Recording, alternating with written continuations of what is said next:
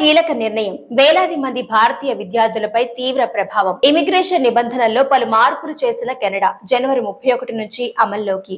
సరిహద్దు అధికారులకు వీసాలు రద్దు చేసే అవకాశం. కెనడాలో 4.27 లక్షల మంది భారత విద్యార్థులు. కెనడా తన ఇమిగ్రేషన్ నిబంధనల్లో చేసిన కీలక మార్పులు వేలాది మంది భారతీయ విద్యార్థులపై ప్రభావం చూపనున్నాయి.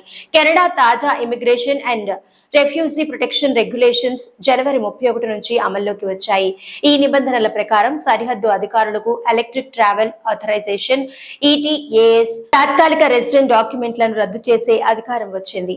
ఈ కొత్త నిబంధనలతో భారత్ సహా విదేశీ విద్యార్థులు, ఉద్యోగులు, తాత్కాలిక రెసిడెంట్ విజిటర్లు తీవ్ర ఇబ్బందులు పడనున్నారు. భారతీయ విద్యార్థులు ఉన్నత చదువుల కోసం ఎక్కువగా కెనడాను ఎంచుకుంటారు. భారత విదేశాంగ శాఖ గణాంకాల ప్రకారం కెనడాలో 4.27 లక్షల మంది భారతీయ విద్యార్థులు చదువుకుంటున్నారు. సవరించిన నిబంధనలు కెనడా ఇమిగ్రేషన్ బోర్డర్ అధికారులకు మరిన్ని అధికారాలు కల్పించాయి.